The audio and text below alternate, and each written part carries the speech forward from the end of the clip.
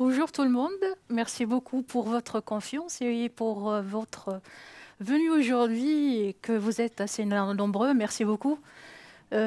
Aujourd'hui, on va parler d'un sujet intéressant qui va servir non seulement pour l'intérieur des bases de données, mais aussi vous pouvez en profiter de ça pour s'inspirer comment c'est organisé à l'intérieur et exploiter les mêmes structures de données pour implémenter vos algorithmes d'une façon plus optimale. On va parler de l'intérieur de la base de données sous un autre angle, en tant qu'une structure de données avancée, sophistiquée, performante. Moi, je suis Ella, j'occupe le poste de Tech Lead Expert Front-End. En dehors du cadre professionnel, j'aime beaucoup le développement, surtout entrer à l'intérieur des choses pour découvrir comment ça se passe à l'intérieur. Et aussi, ça aide pour bien optimiser les choses et cibler aussi les problématiques de performance surtout. Et c'est ce qu'on va faire aujourd'hui. On va découvrir les bases de données sous le capot.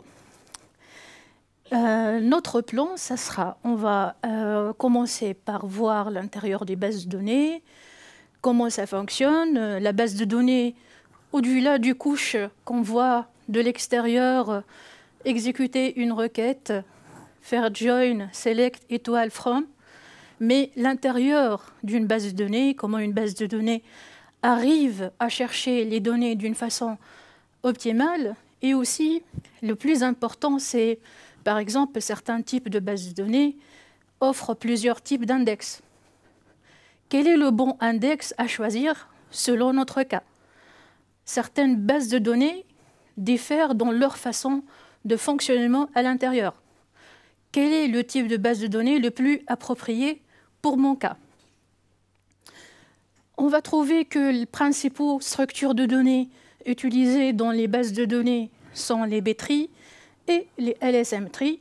On va entrer à l'intérieur pour comprendre comment ça se passe et quelles sont aussi les configurations liées à ces types de structures de données. Alors c'est parti.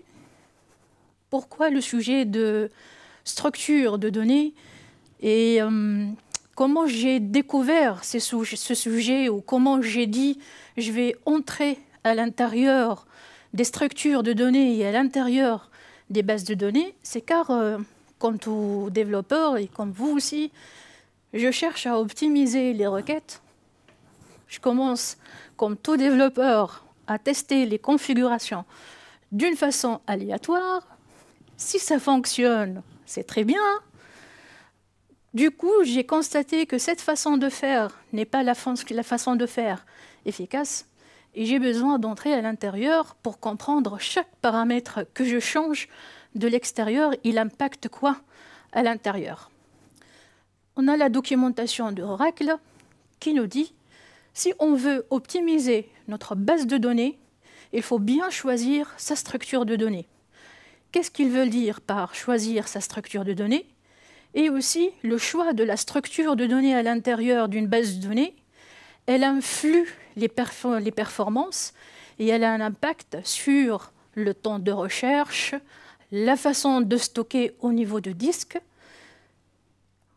À l'intérieur de la base de données, au début, il faut voir la base de données, non une seule interface de l'extérieur dans laquelle on peut écrire une requête, mais la base de données, elle est plus que ça. On peut la voir comme un logiciel complet, comme un runtime, ou comme ce qu'on appelle le just-in-time, c'est-à-dire un logiciel qui s'exécute au moment où on a lancé notre requête.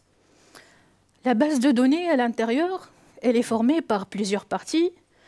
Lorsqu'on tape notre requête, elle passe par un processeur, elle passe par un optimiseur de requêtes, elle passe par un contrôleur, elle passe par un log manager, un exécuteur, pour qu'elle arrive finalement à exécuter notre requête. Il y a une partie qui est très intéressante dans la structure interne d'une base de données, c'est la partie de Access Method.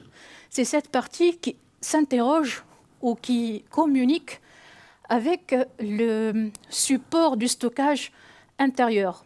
C'est-à-dire, c'est elle qui permet de sauvegarder et de persister les données sur le disque, par exemple, au cas où elle utilise le disque pour persister, ou dans la mémoire, etc. Et c'est par là qu'on va avancer dans l'étude. Donc, en regardant ou en admettant que la base de données est plus qu'un éditeur ou une interface pour exécuter les requêtes, mais c'est un logiciel, un runtime complet.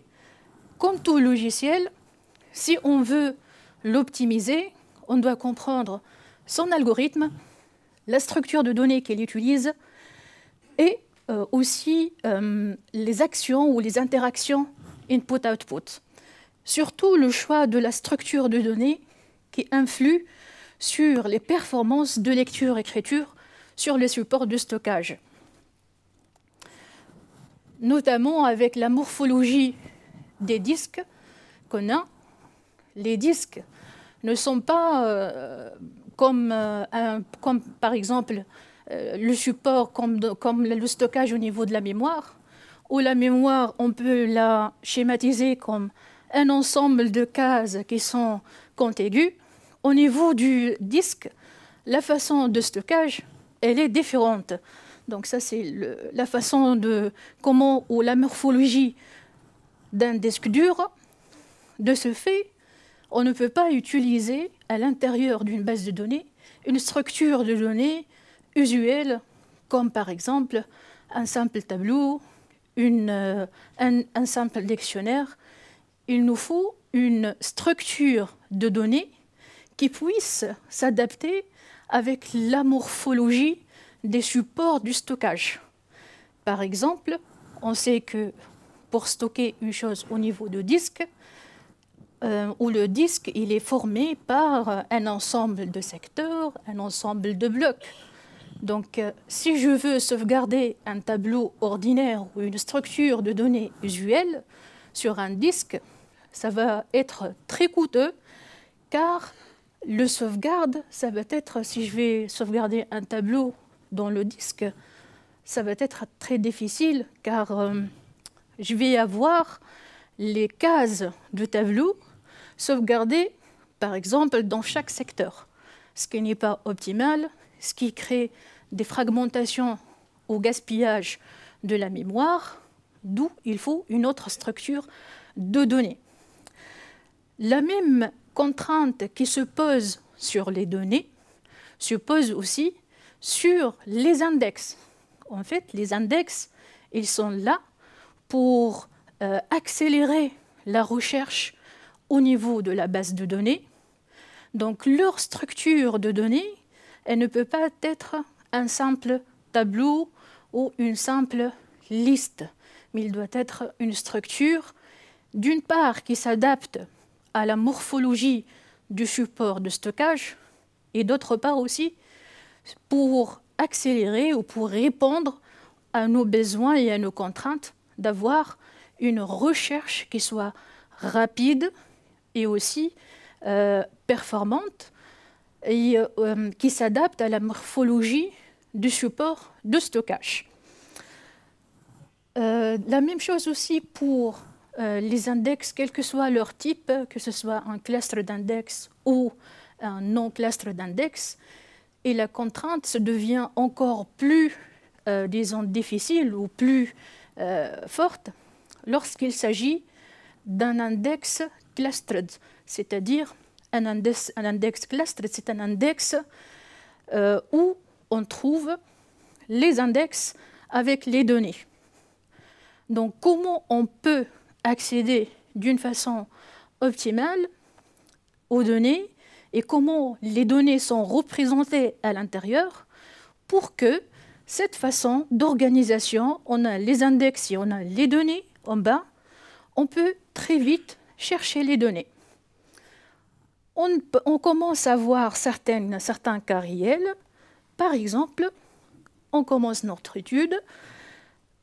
Donc, SQLite, on lit la documentation et la structure interne, on trouve que SQLite, dans son structure interne, il exploite une structure de données qui s'appelle B-tree.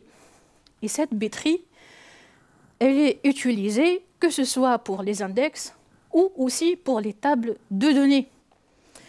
Et la particularité de cette B-tree, elle est représentée, donc chaque table dans une SQLite, elle est représentée par une B-tree. Donc, quelle est la particularité de cette structure de données? Pour qu'elle assure une vitesse de recherche rapide. Et comment cette structure de données aussi, elle est sauvegardée dans le disque. On continue notre exploitation et on trouve aussi, on regarde l'architecture interne de Oracle. De même, dans Oracle Database, ils nous disent qu'il y a deux types d'index. Il y a un index qui se base sur une B-tree et un index qui se base sur le bitmap. Que veut dire un index qui se base sur un B-tree et un index qui se base sur bitmap? Lequel devrais-je choisir pour mon application? Quel est le plus performant et comment le configurer? Sachant que dans la doc, ils disent aussi, le B-tree index, il est utilisé lorsqu'on cherche à avoir des transactions concurrentes et le bitmap, il est utilisé lorsque, par exemple, on a des données distribuées. Ensuite, une autre structure de données, à l'intérieur de couche base, il utilise une structure ou un composant magique qui s'appelle magma. Ce magma, il se base sur la combinaison sur un stockage hybride, une combinaison entre une structure de données qui s'appelle LSM-tree avec une approche LFS, c'est-à-dire Log Structured File. Quelle est la particularité de cette LSM par rapport à B-tree? Pourquoi ils n'ont pas continué à utiliser B-tree? Pourquoi ils ont utilisé LSM? De même, pour le cas de MySQL, ils disent que, à part les index spatiales, dans InnoDB, on utilise les index de type B-tree. Donc on voit que le terme B-tree, il est partout lorsqu'il s'agit, disons, des bases de données plus relationnelles. Lorsqu'il s'agit des bases de données qui sont warehouse, c'est-à-dire qui sont distribuées, le mot qui est le plus présent, c'est LSM-tree. Dans Postgre, la même chose, les index se basent sur une structure de données. Donc, je résume ma première étude et je dis, pour les index, ce qu'on a utilisé comme structure de données, il y a une B-tree, il y a un LSM-tree, il y a une R-tree, B-tree. Il s'agit de quoi? Et pour les données, ils ont utilisé parfois des B-tree, parfois des LSM, parfois des heap, parfois des hashtables. Pour les bases de données, on résume, les LSM-tree sont plus utilisés dans des bases de données comme Cassandra, par exemple, comme RockDB, et les B-tree sont utilisés dans des bases de données plus relationnelles de type MySQL, Postgre, Oracle et quelques bases de données NoSQL comme MongoDB. Les acronymes maintenant. B-tree implique une balanced tree. LSM, c'est Log Structured Merge Tree. Entrons dans la magie de chaque structure de données pour comprendre ce qui se passe à l'intérieur, pour qu'on puisse cibler les performances. Commençons par le B-tree et je vais prendre le cas d'un index, cluster d'index, basé sur la structure de données B-tree. La première chose, on se pose la question, pourquoi ils ont choisi la B-tree. Quelle est la performance d'exécution de cette B-tree? Quelle est la performance, disons, algorithmique? On voit bien dans le schéma que les performances algorithmiques de cette structure de données est énorme et magique. Donc, elle arrive à faire toutes presque les opérations avec une complexité au log de n. C'est énorme comme temps. C'est-à-dire, que signifie au log de n? Plus on a la quantité de données qui augmente, les performances restent toujours des bonnes performances. C'est-à-dire, ce n'est pas comme une complexité O de n où le nombre d'instructions à exécuter, il est en fonction des nombres de données. Là, c'est une complexité au log de n. C'est-à-dire que même si la quantité de données va augmenter, les performances resteront des bonnes performances. La structure interne d'une B-tree, pour comprendre comment c'est structuré à l'intérieur, une B-tree, elle est formée généralement par une node root. Il y a des nodes intermédiaires et en bas, on a les données. Ça, c'est la structure d'un cluster d'index. C'est-à-dire, un cluster d'index, c'est un index qui contient les index ainsi que les données. Donc, la structure d'une B-tree, on a le root node, les nodes intermédiaires, et dans les leafs, dans les feuilles, on trouve les données. Dans les nodes root et les nodes intermédiaires, on stocke les clés d'index et les pointeurs vers les autres cellules. Et dans les bas, on sauvegarde le clé d'index et la donnée. La belle chose dans cette structure de données, c'est qu'elle est, j'ai oublié de dire, c'est qu'elle est toujours équilibrée et triée. C'est-à-dire que ça réduit le temps de recherche. Par défaut, cet arbre, elle a une particularité qu'elle est toujours équilibrée. C'est-à-dire, équilibrée, elle contient toujours le même nombre de clés dans chaque nœud. Triée, à chaque fois où j'insère un nouveau élément dans la base de données, il y a un processus de rééquilibrage qui se fait à l'intérieur pour qu'elle puisse maintenir son ordre. Son ordre, donc, et aussi son ordre, il est divisé d'une façon très intelligente. Il est divisé par range, c'est-à-dire que, par exemple, j'ai une clé ici qui s'appelle K1. À gauche, on va trouver toutes les clés qui sont inférieures à K1, ensuite toutes les clés qui sont entre K1 et K2, entre K2 et K3, etc. C'est ce qui permet à l'arbre de facilement cibler les éléments. C'est pour ça le temps de recherche, il est toujours performant.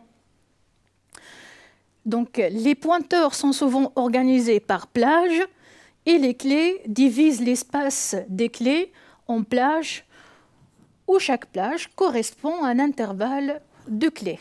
Et chaque pointeur indique vers quelle sous-arborescence il doit être dirigé. Donc, ce qui implique une recherche efficace en réduisant le nombre de comparaisons. C'est énorme, c'est magique. Plus pratiquement, comment ça fonctionne?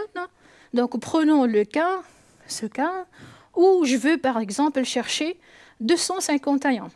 Donc, comme les clés ou les keys ou les nœuds de l'arbre, ils sont organisés par range, l'algorithme intérieur d'une B-tree, il est intelligent, il sait dans quelle partie il doit chercher.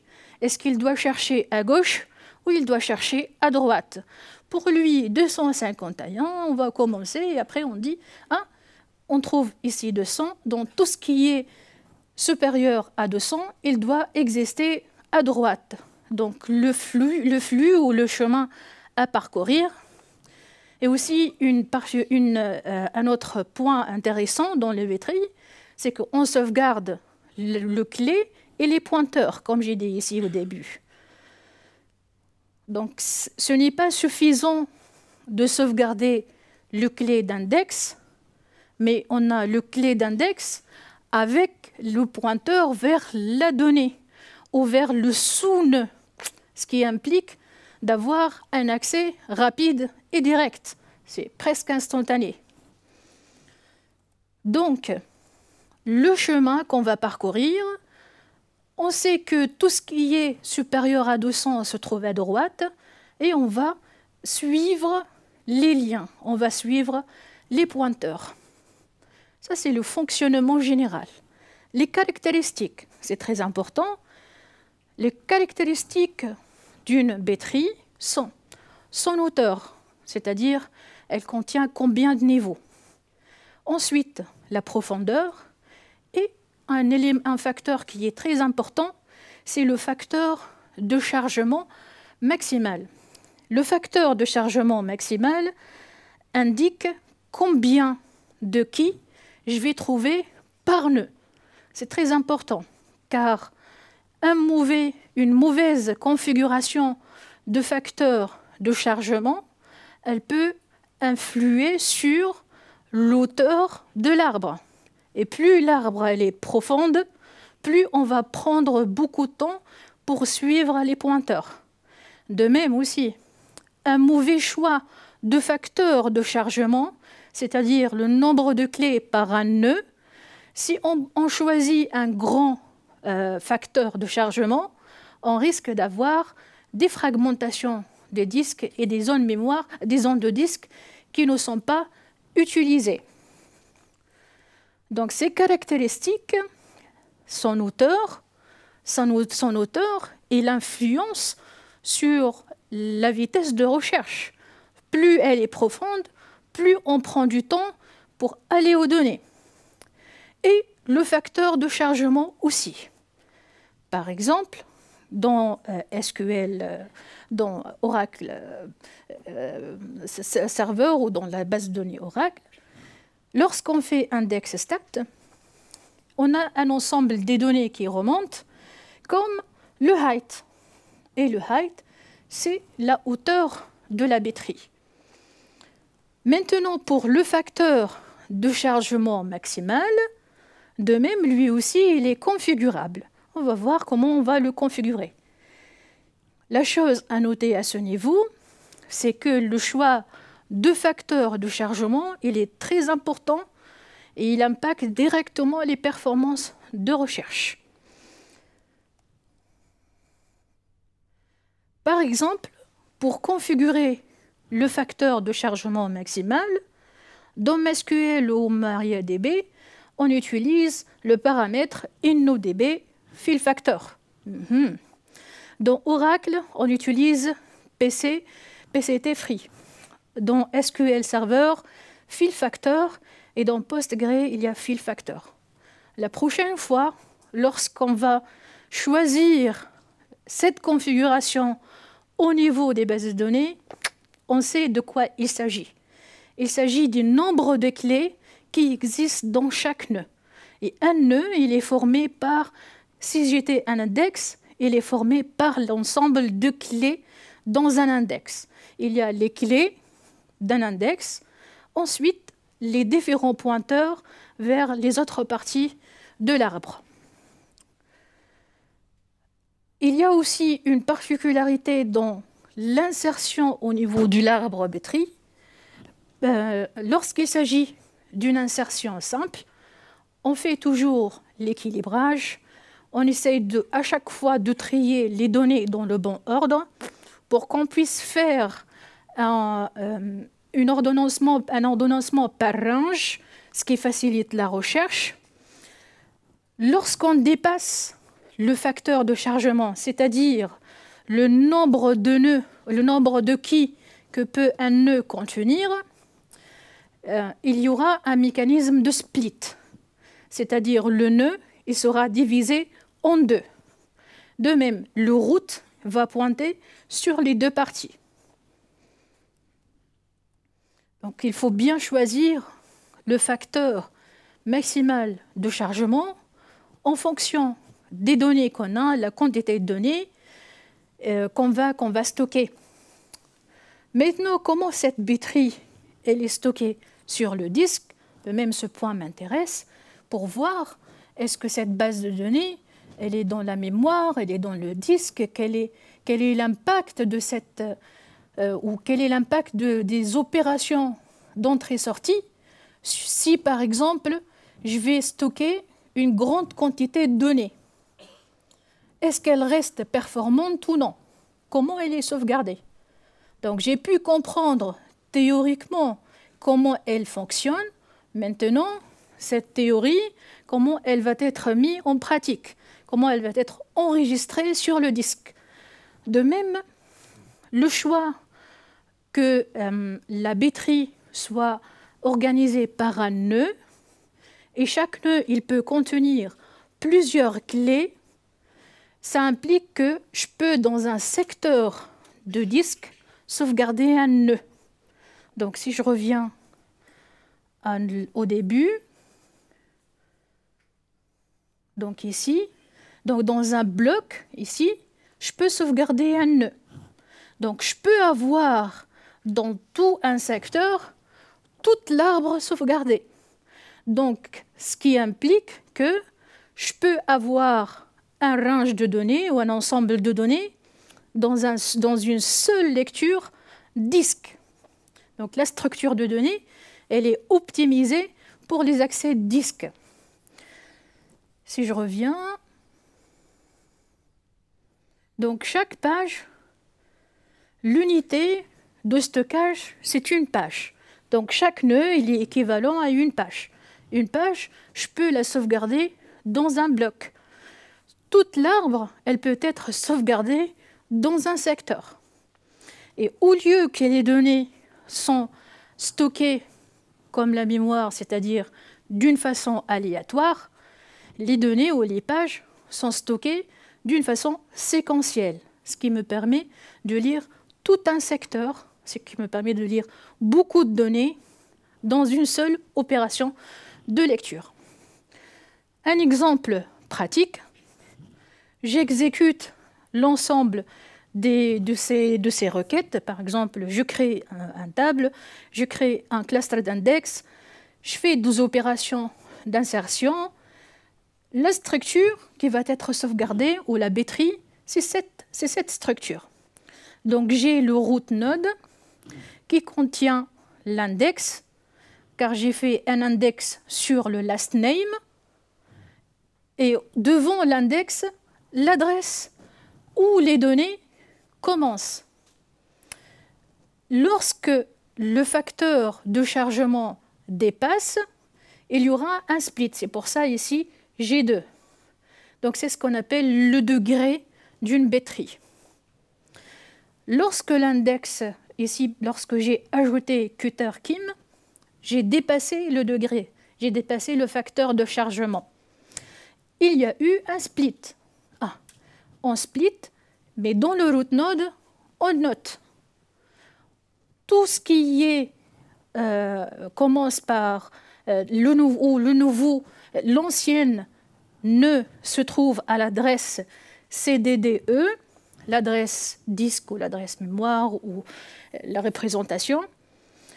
Et tout ce qui commence par Tanner, je le trouve à l'adresse 55 AC. C'est comme ça qu'on enchaîne de l'index vers l'adresse des cellules mémoire d'une façon simple. De même, la recherche, si je recherche par exemple Sarah, on sait que l'avantage, les batteries, elles sont triées et on a un range des keys, on sait où on va chercher. L'algorithme intérieur de la base de données, il sait où il va chercher Sarah. On sait que tous les clés qui sont inférieures à, par exemple, 55 AC, ils existent dans la partie gauche. Les autres, ils existent dans la partie droite. Hop, donc on a un chemin direct. Lorsque je veux chercher Tanner, ça va être dans la partie droite. Ça, c'est l'avantage qu'elle est par défaut équilibrée, elle est triée, et aussi les clés d'index ou les pointeurs peuvent être divisés par range. Je continue à ajouter des éléments dans ma base de données. De même, si le facteur dépasse, je vais avoir plus des pages, plus des niveaux qui vont être ajoutés. La hauteur de l'arbre va augmenter. C'est pour ça qu'il faut bien choisir le facteur de chargement. Ensuite, si je veux par exemple chercher les deux noms, chercher par range, elle est prête pour chercher par range. Alors c'est ça, elle est construite pour avoir des pointeurs par range. Donc elle est à l'intérieur très efficace. Des implémentations réelles maintenant de la B-tree. Par exemple, ici, il y a beaucoup d'exemples réels de l'utilisation des B-tree à l'intérieur des bases de données. On peut trouver ici le SQLite, on peut trouver le PostgreSQL. C'est ça l'intérieur des bases de données. C'est un logiciel, c'est un code. À l'intérieur, il exploite la structure de données B-tree pour sauvegarder les données, pour chercher, pour sauvegarder sur les disques. Et c'est une structure de données adaptée à la morphologie d'un disque, car chaque nœud est une page. Et une page, c'est l'unité de mesure. Et cette unité de mesure, on peut la sauvegarder dans un bloc sur le disque. Et dans tout un secteur, on peut sauvegarder toute la page, toute la tree.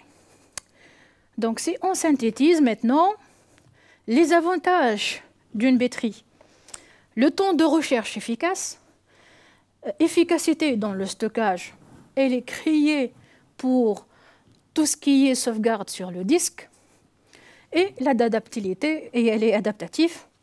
Les inconvénients, elle nécessite un espace supplémentaire pour les pointeurs, car on a index pointeur pour pouvoir accéder facilement aux données. Et aussi, vu que c'est une structure tree et qu'elle doit à chaque fois maintenir son équilibre et elle doit toujours être triée, les performances d'insertion ne sont pas, disons, de la même performance que la lecture. C'est ce qui mène après, ou c'est ce qui mène à créer une autre structure de données lorsqu'il s'agit des données volumineuses. C'est pour ça, dans le monde de distribué, on va voir une autre structure de données qui est adaptée plutôt sur lorsqu'on a beaucoup d'opérations d'insertion que d'opérations de lecture. Les trade-offs et les compromis qu'on doit faire, elle est très efficace en lecture. On doit bien équilibrer le facteur de chargement pour éviter que l'arbre elle devient très profonde, ce qui implique ou ce qui aura un impact sur les performances de recherche, et elle reste moins performante pour les opérations d'écriture. Ça, c'est très important pour pouvoir savoir utiliser quoi, quand. On passe maintenant à découvrir l'autre structure de données. Donc, on a vu le B-tree, elle est performante lorsqu'il s'agit de lecture. Un bon équilibrage de facteurs de chargement permet d'avoir une bonne profondeur et on le choisit selon la quantité de données qu'on va stocker. Néanmoins, vu la structure et qu'elle a besoin à chaque fois d'un rééquilibrage et de faire le tri à l'intérieur, elle n'est pas trop adaptée lorsqu'il y a beaucoup d'opérations d'écriture. C'est pour ça qu'il y a le LSM tree. On commence par toujours voir la complexité théorique d'une LSM tree, on voit bien ici que l'insertion, elle est presque constante lorsqu'elle est amortie. Mais lorsqu'il s'agit de rechercher ou de supprimer, elle n'est pas performante. Lorsqu'on est en distribué, on cherche plus la vitesse d'écriture pour ne pas perdre les données. Si on a, par exemple, quelques latences au niveau de l'écriture, on peut dire pas de souci. La structure interne de LSM tree, qu'est-ce qui lui permet d'être trop rapide lors de l'écriture? Le chemin, lorsqu'on veut, par exemple, écrire, il y a, lorsqu'une donnée arrive, écriture dans la mémoire dans ce qu'on appelle un memtable, en même temps la persistance dans un disque qui s'appelle le WAL, et une fois que la mémoire elle est full, elle est remplie, il y aura une opération de compaction ou une opération où on va déplacer les données de la mémoire pour les persister dans des SS tables. Le chemin d'écriture, une nouvelle donnée, une nouvelle opération d'écriture, ajout de données dans la même table, en même temps écriture dans le HAL. Si la même table atteint son limite, une opération de sauvegarde va être déclenchée, création d'un nouveau emplacement dans le même table, un process de compaction se lance. Je vais vous détailler qu'est-ce qui se passe dans le process de compaction. Et après, il y aura suppression des fichiers temporaires. Ça, c'est pour l'écriture. Pour la lecture, c'est pour ça qu'elle est coûteuse au niveau de la lecture. C'est car la recherche va se faire dans deux emplacements. Dans la même table, c'est-à-dire en mémoire. Si ça n'existe pas en mémoire, elle va chercher dans la partie persistante, c'est-à-dire sur le disque. Le process de compaction, il implique de résoudre le problème de fragmentation qu'on peut avoir avec les bits, c'est-à-dire des espaces disques non utilisés, des fichiers qui sont datés. Tout ça, ça se nettoie au niveau de la phase de compaction. Les configurations maintenant qui sont liées à une LSM tree, la taille des fichiers de données qu'on va traiter, l'intervalle de compaction. Par exemple, dans la base de données Cassandra, on configure l'intervalle de compaction avec le paramètre compaction throughout MB per seconde. Et la stratégie de compaction et la politique de rétention des fichiers temporaires, l'utilisation de la compression de données et la taille de la même table.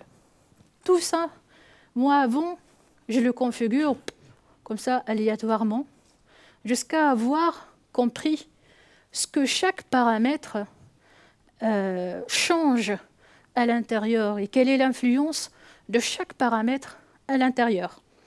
Donc, plus on a un grand temps de compaction, plus l'opération d'écriture va prendre du temps.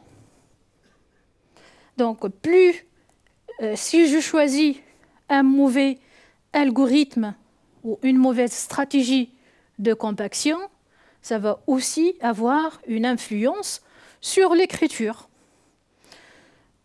Si je ne choisis pas une taille adéquate de même table, je risque que les opérations de compaction ou de déplacement de données depuis la mémoire vers la persistance va se dérouler plus fréquemment. Des cas réels d'implémentation, par exemple dans RACDB, on a presque le schéma général. On a l'écriture dans les mêmes tables, les SST tables, le WAL pour faire persister les données. Une chose aussi semblable au niveau de la base de données, c'est là, dans X, une Engine aussi, des implémentations réelles. Vous pouvez voir ces codes sources, ils sont open source. Par exemple, l'implémentation à l'intérieur de RockDB, elle exploite des LSM trees. C'est pour ça que j'ai dit depuis le début, une base de données, c'est un logiciel, c'est un code source à la fin. Il suffit de comprendre son algorithme, sa structure de données, pour qu'on puisse comprendre les configurations qu'on fait, nous, de l'intérieur. Il y a aussi, par exemple, dans LevelDB, InfluxDB, LSM, l'implémentation dans Rust, LevelDB, et aussi il y a Cassandra, l'implémentation de SST Table. Synthèse, l'avantage performance en écriture, contrairement à la B-tree, évolutivité, compression de données. Les inconvénients, c'est la complexité de mise en œuvre par rapport à une B-tree. Elle est plus difficile à implémenter. Le besoin de ressources supplémentaires, la latence dans les opérations de lecture. Il faut bien choisir, il faut bien faire le compromis. Les trade-offs, performance d'écriture par rapport à lecture, utilisation des ressources, cohérence et durabilité. Conclusion, j'ai essayé de faire un tableau comparatif pour synthétiser. Il y a un grand tableau, ne soyez pas, n'ayez pas peur, c'est juste j'écris tout pour vous laisser les slides après, mais je synthétise le principe de fonctionnement.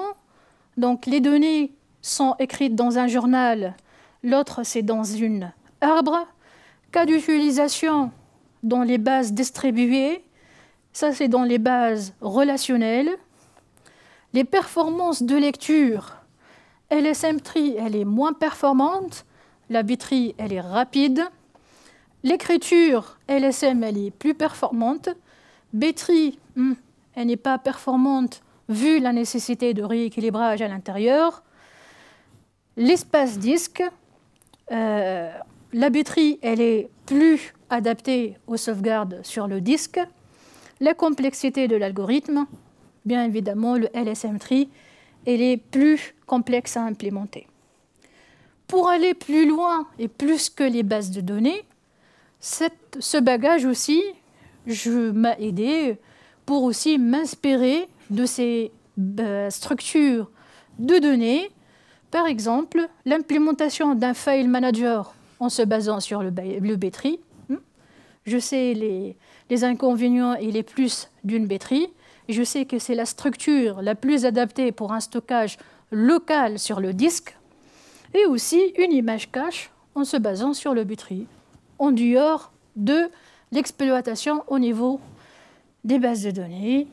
Finalement, si vous êtes amateur de livres, je vous recommande ces deux livres qui m'ont permis d'aller dans les profondeurs des bases de données. Ils contiennent encore plus des paramètres à configurer au niveau des bases de données.